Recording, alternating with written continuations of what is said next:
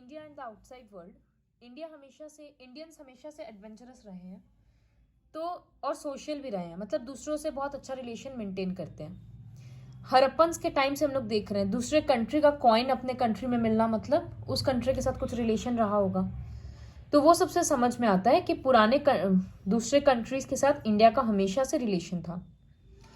तो India's contact with waste, जैसे Egypt और मेसोपोटामियन सिविलाइजेशंस भी बहुत पुराना है, 5000 ईयर्स ओल्ड। तो उन सब से कुछ कुछ एविडेंस मिला है, जैसे कॉइन का बताए या किसी आर्किटेक्चर का या किसी कल्चर का। इससे समझ में आता है कि वो लोग, मतलब इंडियंस भी मेसोपोटामियंस को जानते थे या उनके कल्चर से वाकिफ थे, तो ज़रूर आना जाना लगा रहता होगा। इंडिया का ट्रेड और कल्चरल रिलेशनशिप वेस्टर्न कंट्रीज जैसे ग्रीस, पर्शिया और रोम के साथ रहा है। हम लोग इंडिया से कॉटन टेक्सटाइल, सिल्क, स्पाइसेस, ब्रासवेयर, ये सब सामान हम लोग भेजते थे और बदले में वेस्टर्न कंट्रीज का गोल्ड हम लोग अपने में लेकर आते थे। लेकिन प्लीनी बोलकर एक हिस्टोरियन था, रोमन हिस्टोरियन, वो समझाया कि इससे तो रोम का वेल्थ ड्रेन हो रहा है, क्योंकि सोना इंडिया में चला जा रहा है सारा, तो रोमन्स का लॉस हो रहा है। ड्रेन होना मतलब लॉस हो रहा है, तो वो जाकर उसको रोकना चाहता था। बुद्धिज्म, तो इंडिया का इंडियंस दूसरे जगह पे ऐसे कैसे गए, या दूसरे कंट्री के लोग इंडिया में क्यों आए। तो एक तो समझ में आया, ट्रेड रिलेशन था, बिजनेस के तौर पे आते थे, यहाँ से कुछ सामान खरीद रहे हैं और अपने कंट्री में ले जाकर महंगा में बेच रहे हैं। दूसरा बुद्धिज्म था। Buddhism India, Sri Lanka, China, Nepal, Bhutan सबका रिलीजन था, सब जगह पे बुद्धिज्म था। तो बुद्धिस्ट मॉन्क लोग जगह जगह घूमते रहते थे, वो लोग कल्चर एक्सचेंज करते थे। Missionaries were sent to many western countries by Ashoka to propagate Buddhism. ये हम लोग ऑलरेडी पढ़ चुके हैं, कलिंगा का वॉर के बाद अशोका बुद्धिस्ट लोग को, मॉन्क्स को भेजा था दूसरे दूसरे जगह पे जाओ, मिशनरीज को, कि तुम लोग जाकर गौतम बुद्धा का प्रिंसिपल्स हर जगह सिखाओ। तो इस तरह से कल्चर स्प्रेड हुआ, रिलीजन स्प्रेड हुआ। पहले Arabs had dominated sea and land routes. Sea route मतलब जैसे इस तरह से ये बनाया हुआ है ना, तो कैसे समुद्र के थ्रू सामान जा रहा है वो रास्ता दिखाया हुआ है। तो सी रूट और लैंड रूट में पहले अरब्स डोमिनेट करते थे और इंडिया से अरब्स सामान खरीदते थे, फिर अरब लोग ले जाकर उसको दूसरे दूसरे कंट्रीज में बेचते थे। तो वेस्टर्न कंट्रीज को क्या लगता था, जैसे मेडिसिन अगर कोई है, कोई दवाई फॉरेन कंट्री में जा रहा है, तो वेस्टर्न कंट्रीज को लगता था कि ये मेडिसिन अरब कंट्रीज में डिस्कवर हुआ है, क्योंकि अरब लोग क्या करता था, इंडिया से खरीदता था, उसमें अपना नाम टैग सब लगा देता था और दूसरे कंट्री में बेच दे रहा है। तो ये रहा कि पहले Arabs had dominated the land and sea routes. Since then India's trade and contact with the west were through Arabs. They became a link between us and the west. वो लोग इंडिया से साइंस, मैथमेटिक्स, मेडिसिन सब चीज का knowledge लिया और अपना नाम लगाकर अरबिक में, पर्शियन लैंग्वेजेस में ट्रांसलेट कर करके दूसरे जगह बेचने लगा। The knowledge of Indian numerals and decimal system was carried to Europe as Arabic numerals. जैसे इसको रोमन न्यूमरल्स बोलते हैं ना, 1 2 3 इस तरह से, तो ये 1 2 3 लिखना हिंदू अरबिक होता है।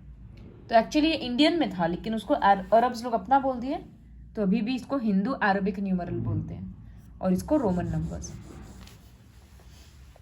India's contact with central Asia, तो एशिया का ही और दूसरा कंट्रीज के साथ इंडिया का रिलेशन कैसा था, क्यों बना, इन सब के बारे में हम लोग पढ़ेंगे। तो ये रिलेशनशिप काफी ओल्ड है।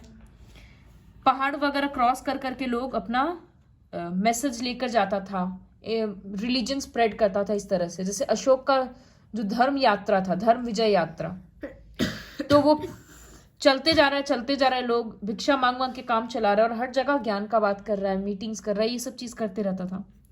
Our relations with Khotan, China का जगह है, भी बहुत पुराना है, बहुत बड़ा, वहां पर एक बुद्धिस्ट स्टडीज का सेंटर था। तो पिलग्रिम्स लोग जाते थे, मॉन्क्स लोग जाते थे पढ़ाई करने के लिए। There was a Gautami Vihar where 3000 Buddhist monks lived. 3000 Buddhist monks रहते थे।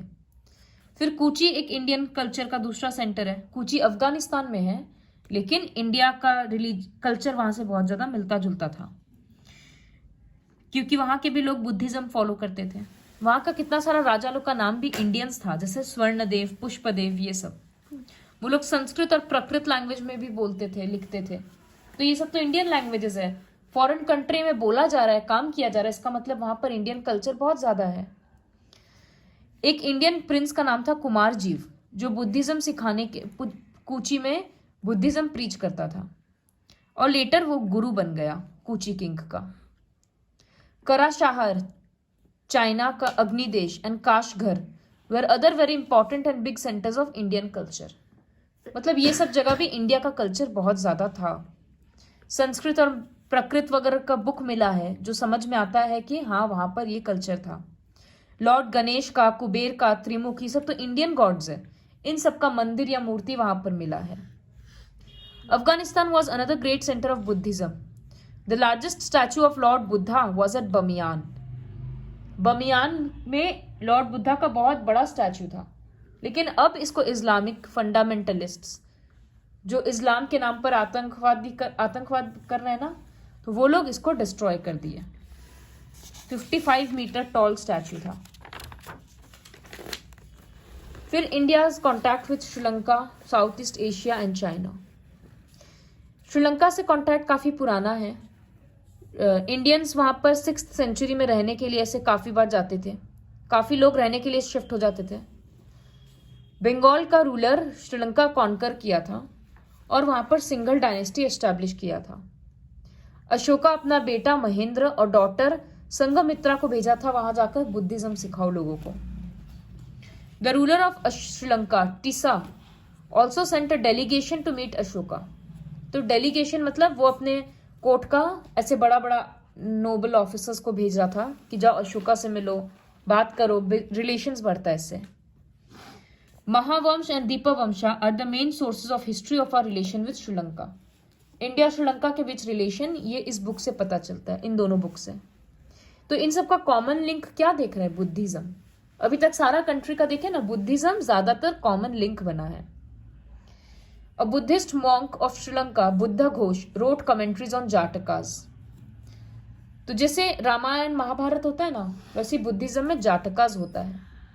उस पे कमेंट्रीज लिखा, मतलब उस पे उसका छोटा छोटा पॉइंट्स वगैरह बनाकर लिखता है। वो सब संस्कृत और अलग अलग लैंग्वेजेस में ट्रांसलेट किया गया, ताकि हर रिलीजन को पता चले, हर तरह के लोगों को पता चले कि इस रिलीजन का खासियत क्या है। चाइना के साथ हम लोग का रिलेशन 65 BCE में स्टार्ट हुआ। चाइनीज स्कॉलर्स लोग इंडिया आते थे और वो लोग क्या सीखते थे? बुद्धिज्म सीखना चाहते थे। बहुत सारा लिटरेचर इंडिया का स्टडी करते थे। वो लोग हम लोगों से सीखे कॉटन ग्रोइंग, कॉटन उगाने का तरीका वो लोग हम लोगों से सीखे, और बदले में हम लोग Indians learned the art of paper making, printing, sculpture, ये सब चाइनीज ज्यादा अच्छा करते थे, तो हम लोग उन लोगों से ये सब सीखे। सिल्क बनाना भी सीखे। बहुत सारे चाइनीज ट्रैवलर जैसे फा हायन, आई सिंग, ह्यून सांग, ये सब इंडिया आते थे बुद्धिज्म पढ़ने के लिए।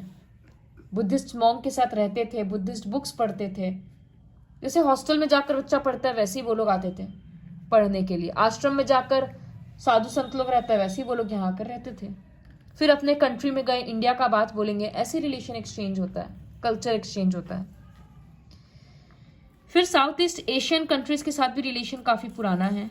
बुद्धिज्म ऑलरेडी वहां पर पॉपुलर हो चुका था, क्योंकि ट्रेडर्स लोग जाते थे इंडिया से, सेटल हो जाते थे। ब्रह्म देश मतलब म्यांमार और बर्मा दोनों को मिलाकर, और स्वर्णद्वीप, जावा, सुमात्रा और बाली मिलाकर। चंपा वियतनाम सबका पुराना नाम है। कैम्बोडिया अभी है, पहले बोला जाता था कंबोज। इंडोनेशिया को बोर्निया। तो ये सब है जहां पर इंडियन कॉलोनीज बहुत ज्यादा फेमस है। संस्कृत मेन लैंग्वेज हुआ करता था। कैसे पता चला? वहां के दीवार में, मंदिर में सब संस्कृत से लिखा हुआ है, उससे समझ में आता है। केव है जहां पर देखो 12 स्टोन इमेजेस है शिवा का। शिवा, गणेश, नंदी, स्कंद, महाकाल, ये सब इंडियन गॉड्स है। इन सब का वहां पर मंदिर मिल रहा है, स्केच मिल रहा है। तो समझ में आ रहा है कि सिर्फ बुद्धिज्म नहीं, हिंदू कल्चर भी बहुत इंपॉर्टेंट था वहां पर। विष्णु, शिवा, राम, कृष्णा, इन सब का पूजा आज भी होता है, आज भी मंदिर है। इन जावा अ सिग्निफिकेंट स्तूपा एट बरोबुदूर, नाम बहुत सारा है इसमें, वो हिल टॉप पे बनाया हुआ है। There is a big statue of Buddha और नियरली 1500 बुद्धिस्ट पेंटिंग्स है। शिव का मंदिर भी है, रामलीला वगैरह भी होता है वहां पर। तो हिंदू कल्चर बहुत ज्यादा पॉपुलर है। चंपा का रेफरेंस वायु पुराण में भी आता है। It was established in 192 CE। एक ग्रैंड शिव मंदिर है वहां पर। Kamboj was also an Indian colony. यहां लिखा है साका संवत और संस्कृत लैंग्वेज वहां पर यूज किया जाता था। इंडियन गॉड्स का पूजा किया जाता था। 9th सेंचुरी में यशोवर्मा बोलकर एक रूलर था जो यशोधपुर बोलकर शहर बनाया। एक बहुत बड़ा शिव मंदिर वो वहां पर कंस्ट्रक्ट कराया, जहां पर वैदिक के बारे में पढ़ाया जाता था, वैदिक कल्चर, वैदिक रिचुअल, सब चीज के बारे में। Angkor Wat's Vishnu temple in Cambodia is one of the world's largest temple of the world. बहुत सारा गॉड्स गॉडेसेस का दीवार में एनग्रेविंग किया हुआ है। रामायण महाभारत का स्टोरीज दीवार में बनाया हुआ है। टेम्पल के आसपास इस तरह से एक 225 मीटर्स डिच है और देयर इज अ वाइड, जैसे ये दिख रहा है पानी है पूरा, और वहां पर भी पानी है। ब्रिज के थ्रू लोग आना जाना करते थे। It is one of the best temples of the world. वहां पर Buddhism and it's teachings were the main factor, जो कि हम बताए कि इंडिया एशिया से कनेक्ट क्यों हुआ, दूसरे कंट्रीज में लोग क्यों गए, ज्यादातर बुद्धिज्म के कारण। या तो वहां से सीखने लोग आए या इंडियंस को भेजा गया कि तुम लोग जाकर बुद्धिस्ट कल्चर को स्प्रेड करो। और थोड़ा बहुत रिलेशन ट्रेड का भी था, सामान लेना देना। तो this is all about the chapter India and the outside world.